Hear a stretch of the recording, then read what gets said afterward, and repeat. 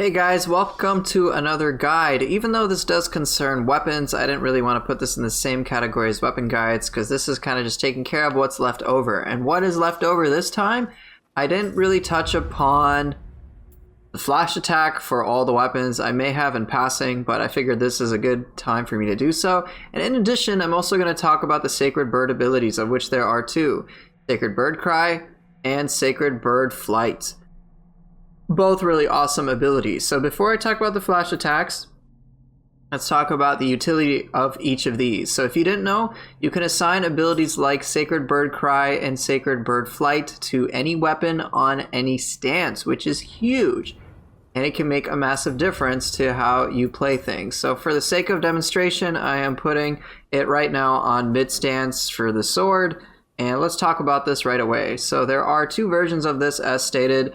Over here, you can hold down the button to perform a charged range attack with each anima, with anima decreasing by 1 each time you launch an attack. It's pretty cool. From what I've noticed, if you have the anima, you'll spend it when you hold it down. If you don't, you just won't. Even if you regain the anima while hitting with the ability, it just isn't the case. So it can be up to 4 different hits, and it's pretty cool. Base sort of animation, if you don't hold it down, 1, 2, 3, 4. And then if you hold it down, 1, 2, 3, 4 with projectiles. Now, one of the common criticisms I've seen of this, and I think it's a little unfounded, is that its damage is a little crummy. I mean, maybe it is, but let's talk about the frame of reference that we can have for our damage, all right? Roughly 1800 damage, right? With the buff. Yeah, I don't care. Okay, 1800, 2400, whatever, right? High stance damage. Okay, so far so good. Now what about Sacred Bird Cry? A few hundred here, a few hundred there, right? And sure, the animation is juicy, but it really doesn't seem to do all that much, right? And you'd be right, it's not like the most damage. But now here's one thing I want you to pay attention to. Look right now, not so much at my damage output, but look on the top left corner where you can see the Yokai shift gauge, right? If you do the 4 charged anima attacks or whatever, watch how much my gauge goes up.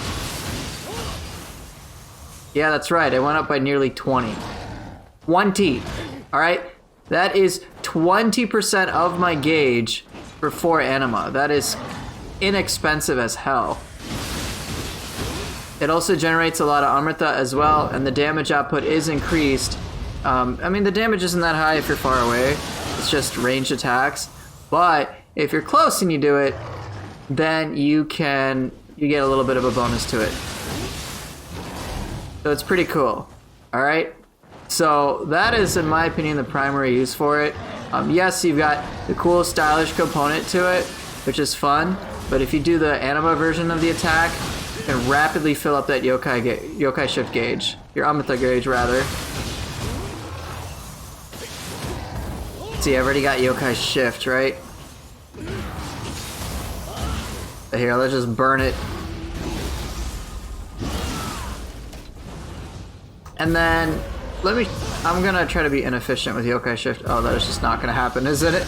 This is not gonna happen in the dojo, right? God dang it. Okay. So here, I'm actually going to be purposely inefficient. My gauge is going to recharge, and here's one thing that's kind of neat. So I'm actually going to spawn as many different enemies as possible, and the one interesting thing about Sacred Bird Cry is that it actually works on multiple targets, as in watch how quickly my gauge is going to fill up.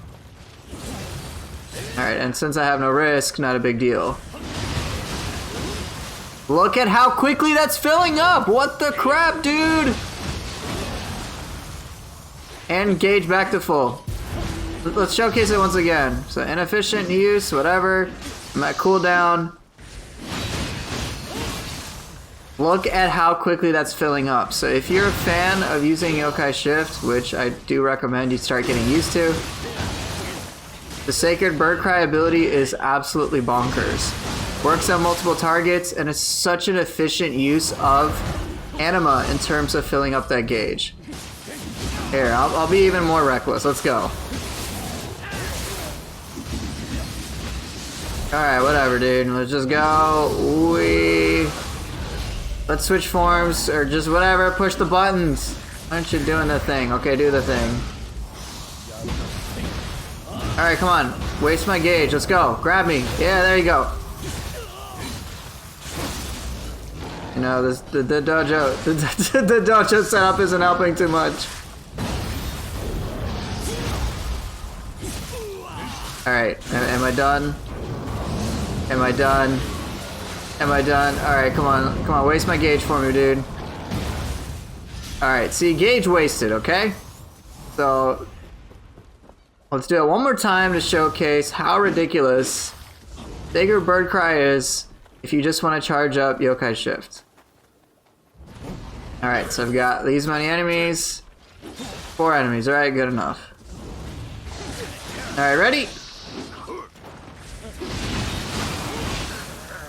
Woohoo! Hello! And Yokai Shift is back. So yeah, that's definitely like the major use for it, in my mind, is certainly to get Yokai Shift going as quickly as you can so you can kick butt. Obviously, don't take damage like I did, but that's alright. You can still kick the butt. Kick the butt? Yeah, that's what I meant. It's a really useful tool, so definitely give Sacred Bird Cry a chance, especially if you are a fan of Yokai Shift. I know I like it. Next up, let's talk about Sacred Bird Flight. Sacred Bird Flight's utility is quite apparent. You can move at high speeds, and it's particularly useful if you want to go for like a really quick dodge of sorts. Pretty cool, huh? But unlike Sacred Bird Cry, it's not really meant for charging up your gauge, because you can see my gauge is moving independently of it. But yeah, it's pretty cool. So high speed dodge, I find it specifically useful if a target's far away, because then I can move right next to a target, which is pretty cool.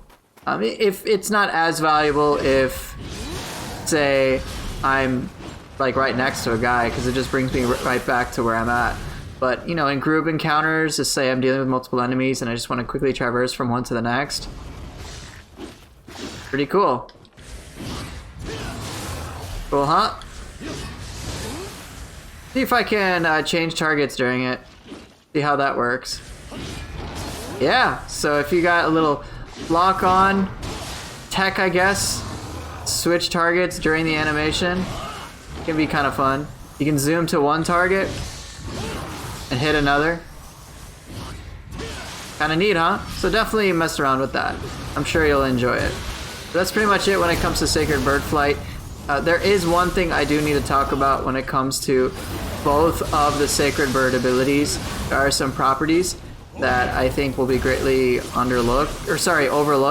Underlooked. Man, I can't even speak right. Whatever, dude. Let's give it the Ippon spam. I can do that right. I can't even do that right. No, I can do it right. Okay. So, let's talk about the other things pertaining to the Sacred Bird abilities that you may not know. And so, one of the first things that I know I've been talking about over the course of the Academy is Flux and Flux 2 and whatnot. You can't really do that with the Sacred Bird abilities whatsoever. So, you can key pulse it, but not as early as you might like. The best you can do is perfect key pulse it. You cannot Flux 2. I have tried, believe me. I haven't seen anyone be able to do it. So all you can do is key pulse. Alright?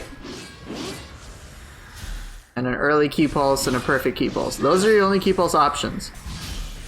What about dodging? You can dodge roll.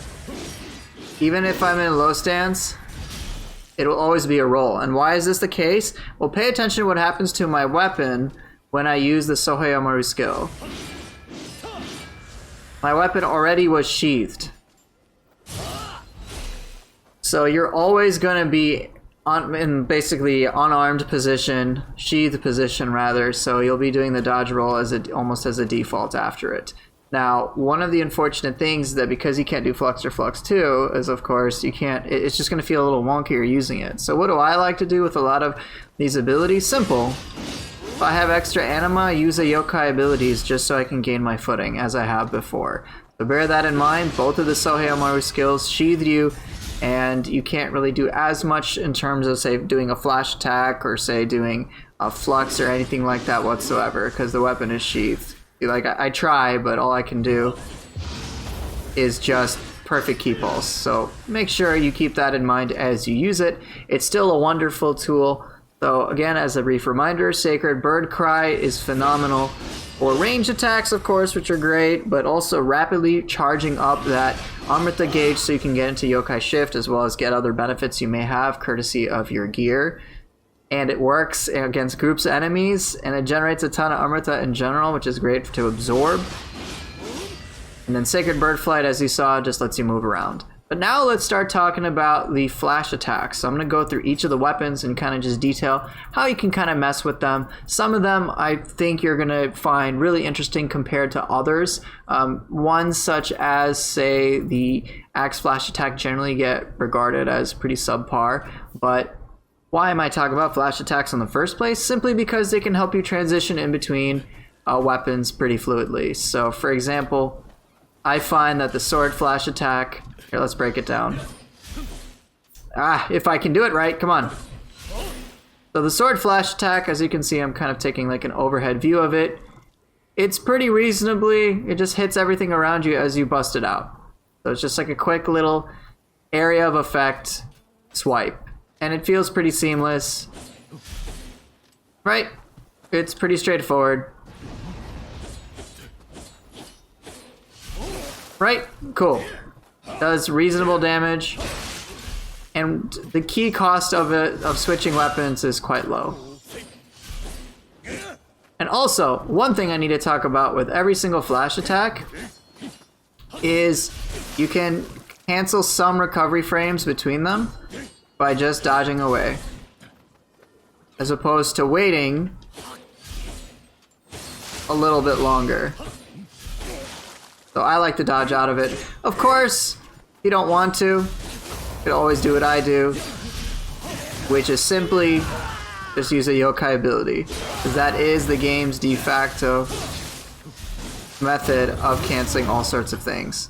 In the same way you can actually, and I don't know if I mentioned this, you can actually cancel some of the recovery time for final blows by dodging as well. Let me showcase that. Same thing, just like spam dodge as soon as you can. So just as you could with that, you can spam dodge for canceling some recovery frames for flash attack. And then let's talk about dual swords one, since I have that equipped. So dual swords is a bit on the slower side. Let me actually get this guy out of here. It'll be easier to kind of pay attention to it. Get out of here. Alright, so let's showcase the dual swords flash attack. The dual swords flash attack, I was actually able to get into photo mode and slow it and get to where I like, because the animation takes a little bit of time to really come off. But it is also slightly an area of effect attack, but as you notice, the wind-up time to it is kind of on the slow side, and it just seems like you're pulling it out in a sort of anti-clockwise direction. But it does have a pretty good amount of forward motion. So in contrast to, say, sword does have a good amount of forward motion. Dual swords, for whatever reason, I find just seems much more noticeable to me. Yeah, it has more forward motion. So that extra wind-up time is compensated by its ability to track even further. And yeah, you get 2 hits, so it's pretty cool. So yeah, if a target's just gonna move away, not too bad to transition into the dual swords flash attack. And of course, if you don't like the recovery time that every flash attack has, just dodge away. Next up, let's talk about the spear and then the axe. So spears is pretty cookie cutter. If I can do it. God dang it, I couldn't activate photo mode in time. Stop it. Okay, let's try it again. Oh, too slow. Press, I can do this, I promise, guys. Pressing it in the wrong order. Okay. There we go. Okay. So the spear's flash attack, as you can see, is similar to the swords where you're swinging your spear all around you. So this does have quite a lot of range, which is pretty nice. And I find just like the sword's flash attack, it flows pretty smoothly. Alright? So hit targets all around you, reasonably quick hit, and if you don't like it, you can always dodge out of the recovery frames. And now let's talk about the axe flash attack. I'm using Shutendoji's club because it's pretty cool. So the axe flash attack is considered the slowest of the bunch. And you're right, it is probably the slowest flash attack. Oh my god, I can't do that. Do it right. Keep pulse bright, please. There's a huge wind-up time. Alright, really huge. You take a long time to swing it out. I mean, look at that. It's fairly slow. So it's like a home run bat, right? And it gets a reputation of being like the worst. However, in my experience, the slowness of it is greatly compensated for by its relative power. So if you can hit with it, which you'll naturally have quite a lot of trouble with it, it's quite good in the key damage department. And it does a pretty good amount of break too. Come on, let me try it again. If you can manage to land with it, it's quite effective. And also, it's particularly good for... speedy thing's not the best for, but it's particularly good for enemies who have a tendency to dodge to the side, because you'll just kind of clack them. So yeah, don't underestimate it, even if it is a bit slow. It is still quite good. I like using it quite a lot. There's many different things I can set it up with. I'll show you a setup I use with the hatchets actually right now, just to give you some inspiration. So, it's kind of like one of my... It's not really a zero key combo. Alright, let's set him on the ground. Come on. Alright, so here. Eagle's Shadow, flash attack. Oh! God dang it. Alright, let me try this again. Dude, your problem, Nioh. Come on, get out of here. Out here, out here. I want to make this work. Let's try it again. Dang it. Come on!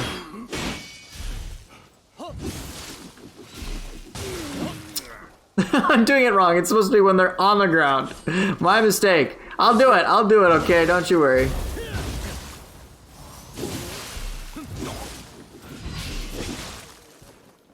Okay. That was sad. I promise. I do this a lot.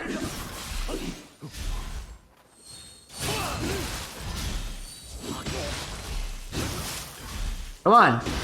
On the ground.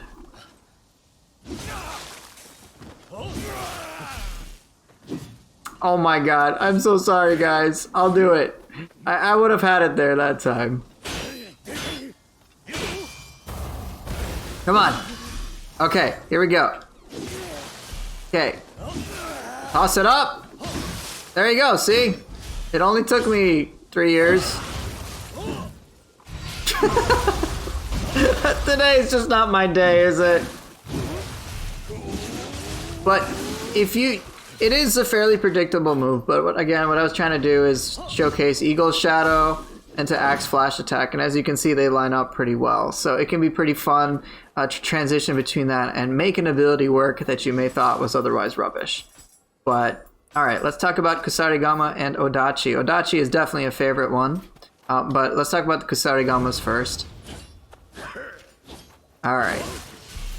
So Kusarigama also takes a little bit of time to pull out, but it's a pretty wide hit. So yeah, it doesn't have a full arc of motion that, say, Spear or even Sword has. But it ain't bad for the range department either. Come on. Not bad. And then there's the Adachi flash attack, which pretty much everybody loves because it feels so fast. If I can do it, which I cannot seem to for whatever reason. So yeah, the Odachi flash attack is greatly favored. Let me kill this guy and showcase it real quick. Alright, get out of here, thank you. So, nope. So the Odachi flash attack is super fast. You hit with the scabbard, and then you actually pull out the weapon. And so it's 2 rapid hits, and generally this can destroy humans. And so if you couple this with the whole dodging out of the recovery frames, it feels extra good. And then you can sequence to whatever you want. So yeah, that's the Adachi flash attack. There's a Kusarigama. And it feels extra awesome. Alright, time for you to go away, buddy. Thank you. Next up, let's cover the Tonfa and the Hatchet. See, now we're getting to some interesting territory. So, Tonfa flash attack is 3 hits, right? But one of the really cool things about it that you may not realize is that it's a near instant flash attack. As in, if you want to transition to Tonfas, it's like 3 hits of near instant pressure. It's so fast. I think it's actually the fastest. It has the fastest animation. I'm doing it with the wrong weapon. I think it has the fastest startup animation. I think it's like near instant animation flash attack. Of course, the recovery isn't the best, but it won't matter if you can get quick hits, and then you can just use like a yokai ability. It can be extra dirty because it's just seamless transition into a weapon that already pressures a ton. So don't underestimate the Tonfa flash attack. Next up is the Hatchet's flash attack. I might have covered this with the weapon guide, but I'll talk about it here anyway. So the Hatchet flash attack is one of the most interesting in that if you can actually sequence mid-stance attacks right afterwards. And so you can do a mid-stance combo going from there. Can I flash attack right? That's pretty cool. But for that, you gotta buffer, you gotta do one more input. So one more quick attack input before you can go from there. Because otherwise you are basically a sitting duck. Pretty cool, huh? So yeah, the Hatchet flash attack isn't particularly unique. In terms of animation, you do move a little forward, but to me the most notable thing about it is simply that you can seamlessly transition into combos from the weapon, which I think is superb.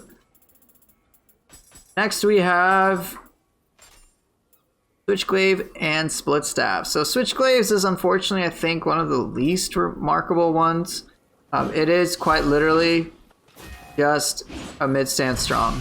You can't, for whatever reason, do anything after it, as far as I know.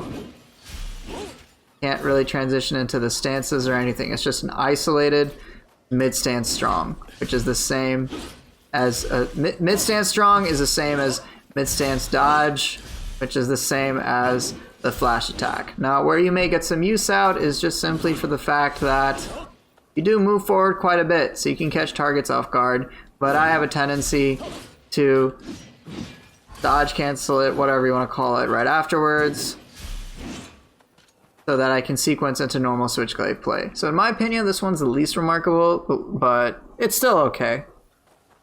And then next is Split Staff. Split Staff actually has 2 variations to it. So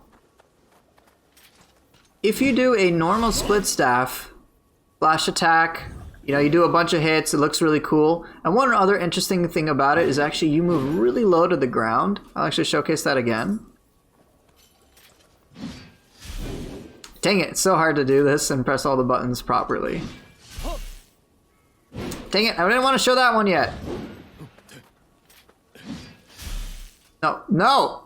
I'm sorry, guys. I can't do it. I can't do it because I pressed the wrong buttons. Alright. So you are actually quite low to the ground, so you may be surprised how many attacks you avoid as you continue to move forward with it. Rather remarkable. The motion for it is pretty cool too, just how far forward you move. If I do it with the right weapon. It's not too far, but it's pretty cool. But here's where things get interesting. If you hold down R1 instead of just tapping it, you actually get an extended version of it, which gives you extra range. It's really sick. So look at that. You get extra range on top of that as you sweep, so you can have a longer animation for the split staff flash attack.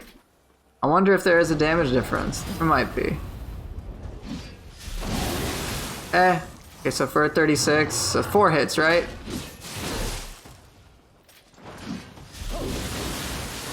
Not really. Is it more hits? I'm not actually sure.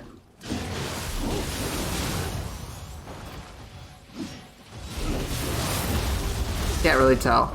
But yeah, I think the main utility of it is that you can extend the range and the duration of it, which can be really handy as you sequence into other things. Alright, come on, buddy. So yeah, pretty cool, huh? And then last but not least, we have the fists. And then I'll go back to the sword. Because why not? Full Dragon Ninja stuff. Let's go. So the fists is a unique animation, just a bunch of hits, and you actually don't move that far. Like, move a little bit, but it's really not... Here, I'll go back here. You don't really move that far. I think it actually might be one of the shortest ones alongside the sword. It is a few hits, which is pretty cool. But yeah, it's an okay one. It's what I would expect for a flash attack. Just a few hits. Forget how close you have to be in order to get... Well, is it just 2 hits?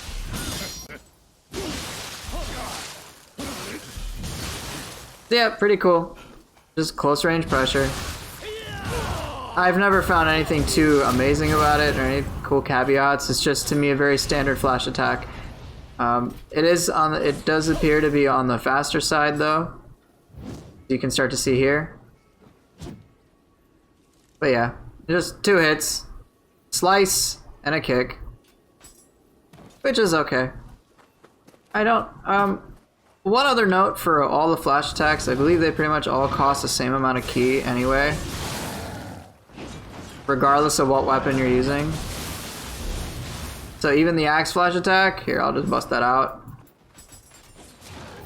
Here, let's watch. I'll do a standard attack.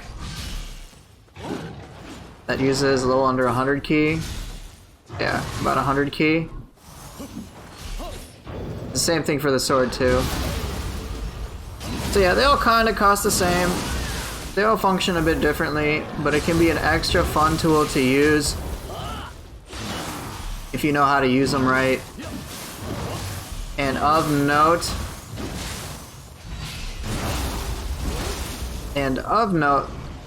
they're pretty powerful transitional tools to flow between the weapons. Each of them has a pretty cool use, and if you don't like the recovery times for any of the flash attacks, you can always just dodge spam out of it, or you can use a yokai ability to keep things going.